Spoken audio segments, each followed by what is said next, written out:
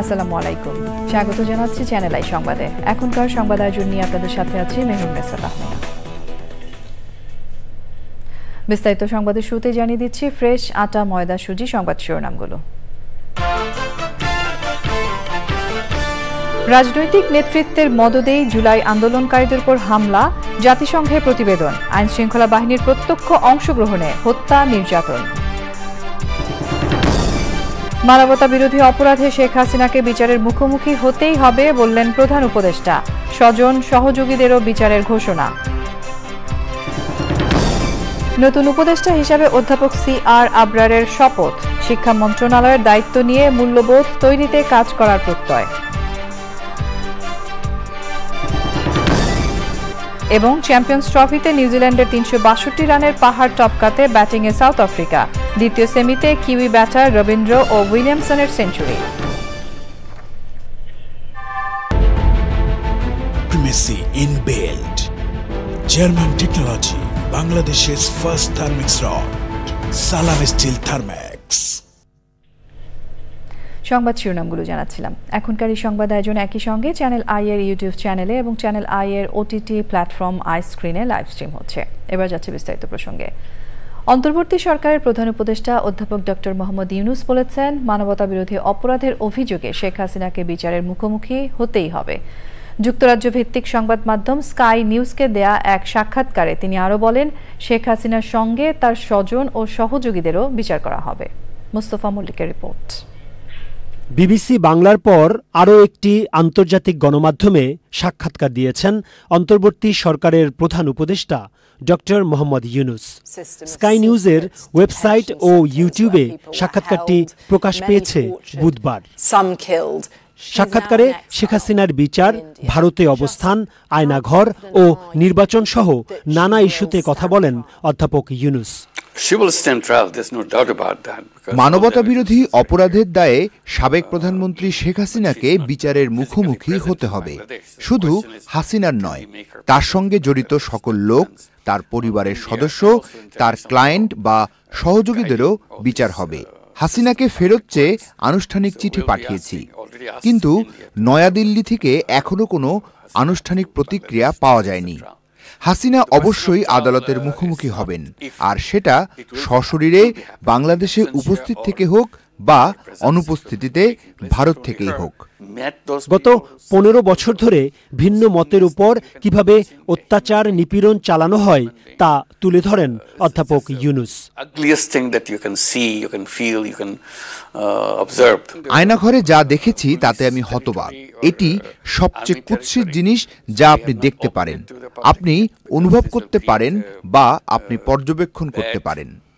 সাক্ষাৎকারে অধ্যাপক ইউনূস আরও বলেন, অপরাধের সঙ্গে জড়িত মানুষের সংখ্যা এবং পরিসর বেশ বড়, এজন্য কাজ করতে সময় লাগছে। Mustafa Mallick, Channel I, Dhaka. বিএনপির স্থায়ী কমিটির সদস্য আমির খসরু মাহমুদ চৌধুরী বলেছেন, শেখ হাসিনার শাস্তি বিচারিক প্রক্রিয়ায় হবে, এর সাথে নির্বাচনের সম্পর্ক নেই। তিনি আরও বলেছেন, আওয়ামী লীগের যারা অন্যায়ের সাথে জড়িত তাদেরও বিচার করতে হবে। অন্তর্বর্তী সরকার জনগণের প্রতিনিধি নয়, তাই সংকট সমাধানের জন্য নির্বাচিত সরকার প্রয়োজন বলে মন্তব্য করেন তিনি।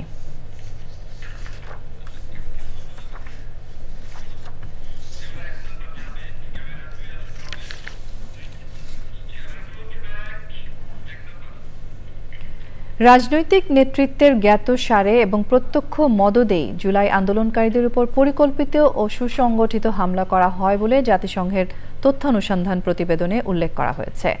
জাতিসংঘের মানবাধিকার বিষয়ক হাইকমিশনার ভলকার তুর্ক সচিত্র প্রতিবেদন পেশ করে বলেন, আইন শৃঙ্খলা রক্ষাকারী বাহিনীর প্রত্যক্ষ অংশগ্রহণে আন্দোলনকারীদের উপর অত্যাচার এবং বিচার বহির্ভূত হত্যাকাণ্ড ঘটেছে। প্রতিবেদনের উপর সংলাপে অংশ নিয়ে অন্তর্বর্তী সরকারের আইন উপদেষ্টা সরকারের সংস্কার কার্যক্রমগুলো তুলে ধরেন। পান্থ রহমান জানাচ্ছেন বিস্তারিত। গেল বছর জুলাইয়ে ছাত্র জনতার আন্দোলন দমনে কঠোর অবস্থান নেয় সে সময় আওয়ামী লীগ সরকার। তাতে অত্যাচার, নিপীড়ন এবং বিচার বহির্ভূত হত্যাকাণ্ড ঘটে। জুলাই আন্দোলন নিয়ে জাতিসংঘের তথ্যানুসন্ধান দলের প্রতিবেদন পেশ করতে গিয়ে মানবাধিকার বিষয়ক হাইকমিশনার ভলকার তুর্ক সে সময়ের বর্ণনায় রাজনৈতিক নেতৃত্বের সংশ্লিষ্টতার কথা তুলে ধরেন। It is a fact that the interim government, interim authorities have fully cooperated with us on the establishment of the report. We believe that former government officials, members of the security and intelligence apparatus, and violent elements that were associated with the former ruling party, that they had committed serious, organized, and systematic human rights violations, which included hundreds of extrajudicial killings, extensive arbitrary arrest and detention, torture and ill treatment, including of children, as well as gender-based violence.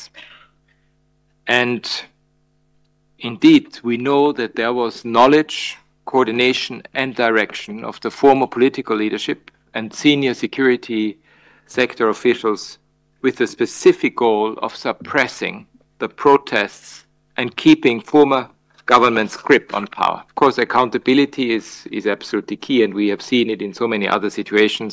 Efforts have indeed begun. There are many cases lodged, including before Bangladesh's Domestic International Crimes Tribunal. Of course, it's always important to ensure that they fulfill due process guarantees, fair trial guarantees. July আন্দোলন নিয়ে জাতিসংঘের এই সংলাপে অন্তর্বর্তীকালীন সরকারের উপদেষ্টা, সুশীল সমাজ ও মানবাধিকার কর্মীরা অংশ নিয়ে হত্যাকাণ্ডের বিচার ও বাংলাদেশের সংস্কার প্রক্রিয়ায় বিশ্বকে পাশে থাকার আহ্বান জানান। I wish to reaffirm the commitment of interim government for an impartial and credible investigation into the July-August massacre in Bangladesh and due judicial process for redress. We'd like to reiterate that we would utilize the finding of the report as applicable in our ongoing national accountability process to ensure justice. Distinguished audience, in order to restore people's trust and confidence and to ensure that the tragic past never recur in future Bangladesh, our government initiated reform in certain important sectors and formed 15 different reform commission. সংলাপে পতিত সরকারের আমলে গুমের শিকার এবং জুলাই আন্দোলনে শহীদ পরিবারের সদস্যরাও অংশ নেন। Many victims still wait for their voices to be heard, while others have lost faith in a system that has failed them repeatedly. সংলাপে জবাবদিহি ও ন্যায় বিচার নিশ্চিত করার পাশাপাশি বাংলাদেশে মানবাধিকার সংস্কারের তাগিদ দেওয়া হয়।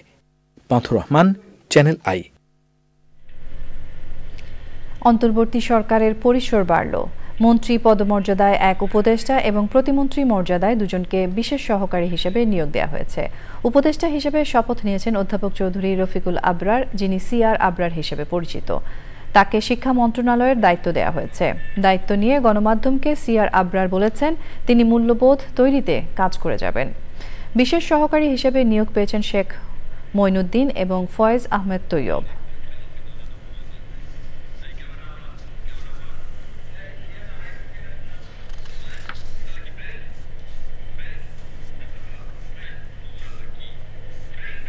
সংবাদের এ পর্যায়ে আমরা নিচ্ছি একটা বিরতি এবং বিরতির পর আরো যা থাকছে।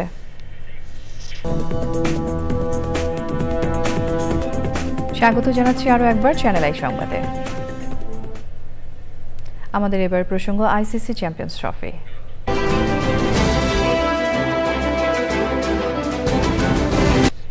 এবারে রয়েছে আমিন জুয়েলার্স আন্তর্জাতিক সংবাদ।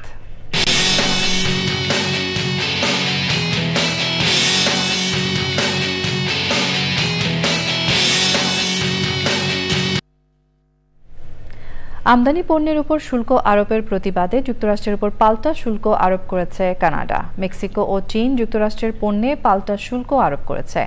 মেক্সিকো ও কানাডা থেকে যুক্তরাষ্ট্রে আমদানি করা পণ্যের ওপর 25% আর চীন থেকে আমদানি করা পণ্যে অতিরিক্ত 10% শুল্ক মঙ্গলবার কার্যকর হয়েছে। কানাডার প্রধানমন্ত্রী জাস্টিন ট্রুডো $30 বিলিয়ন মূল্যের মার্কিন পণ্য আমদানিতে তাৎক্ষণিকভাবে 25% শুল্ক আরোপের ঘোষণা দিয়েছেন। একই সঙ্গে যুক্তরাষ্ট্র কানাডার বিরুদ্ধে বাণিজ্য যুদ্ধ শুরু করেছে বলেও মন্তব্য করেছেন তিনি। কৃষি সংবাদ।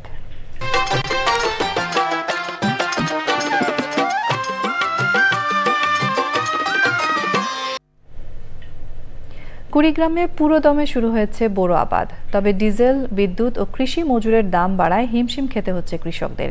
এই অবস্থায় কৃষি প্রণোদনা সহ উৎপাদিত ধানের ন্যায্য মূল্য দাবি করছেন কৃষক।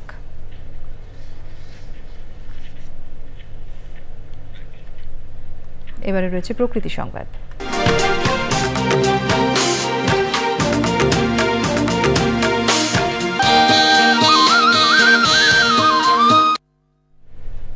দখলদারদের আগ্রাসনে অস্তিত্ব সংকটে ময়মনসিংহের বিভিন্ন নদ নদী, বাঁশের অস্থায়ী বাঁধ দিয়ে মাছ চাষ করছে প্রভাবশালীরা। নদীর নাব্যতার সংকটে হুমকিতে পরিবেশ ও জলজ জীববৈচিত্র্য। নদী রক্ষায় আইন থাকলেও নেই যথাযথ প্রয়োগ। তবে দখলদারদের বিরুদ্ধে ব্যবস্থা নেওয়ার আশ্বাস দিয়েছে জেলা প্রশাসন। এক্সিম ব্যাংক বাণিজ্য সংবাদ।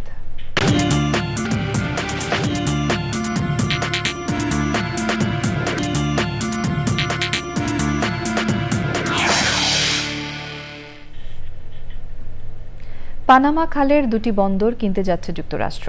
আটলান্টিক মহাসাগর এবং প্রশান্ত মহাসাগরের প্রবেশ পথে এই বন্দর দুটির অবস্থান। বিবিসি জানিয়েছে, হংকং ভিত্তিক কোম্পানি সিকে হাচিসন হোল্ডিং এই বন্দর দুটির বেশিরভাগ অংশীদারিত্ব বিক্রিতে সম্মত হয়েছে। প্রায় $23 বিলিয়ন বন্দর দুটি কিনতে যাচ্ছে মার্কিন বিনিয়োগ সংস্থা ব্ল্যাকরক। তবে এই বিষয়ে পানামা সরকারের অনুমোদন এখনও বাকি রয়েছে। কয়েক সপ্তাহ আগে পানামা নিয়ন্ত্রণে নেয়ার হুমকি দিয়েছিলেন মার্কিন প্রেসিডেন্ট ডোনাল্ড ট্রাম্প। 80 কিলোমিটার দীর্ঘ পানামা খাল আটলান্টিক ও প্রশান্ত মহাসাগরের মধ্য দিয়ে মালামাল পরিবহনে অত্যন্ত গুরুত্বপূর্ণ ভূমিকা রাখে। প্রতি বছর প্রায় 18,000 জাহাজ এই খাল দিয়ে যাতায়াত করে। সংবাদের এর সঙ্গে আমরা নিয়ে নিচ্ছি আরও একটা বিরতি, এবং বিরতির পর খেলার খবরে যা থাকছে। খেলার খবর।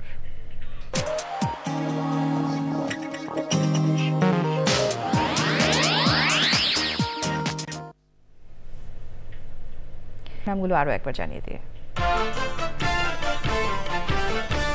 রাজনৈতিক নেতৃত্বের মদদেই জুলাই আন্দোলনকারীদের উপর হামলা, জাতিসংঘের প্রতিবেদন। আইন শৃঙ্খলা বাহিনীর প্রত্যক্ষ অংশগ্রহণে হত্যা, নির্যাতন। মানবতা বিরোধী অপরাধে শেখ হাসিনাকে বিচারের মুখোমুখি হতেই হবে বললেন প্রধান উপদেষ্টা। স্বজন সহযোগীদেরও বিচারের ঘোষণা। নতুন উপদেষ্টা হিসেবে অধ্যাপক CR আবরারের শপথ। শিক্ষা মন্ত্রণালয়ের দায়িত্ব নিয়ে মূল্যবোধ তৈরিতে কাজ করার প্রত্যয়। এবং চ্যাম্পিয়ন্স ট্রফিতে নিউজিল্যান্ডের 362 রানের পাহাড় টপকাতে ব্যাটিংয়ে সাউথ আফ্রিকা। দ্বিতীয় সেমিতে কিউই ব্যাটার রবীন্দ্র ও উইলিয়ামসনের সেঞ্চুরি। এই সঙ্গে শেষ করব এখনকার সংবাদ আয়োজন। ধন্যবাদ এতক্ষণ আমাদের সঙ্গে থাকার জন্য।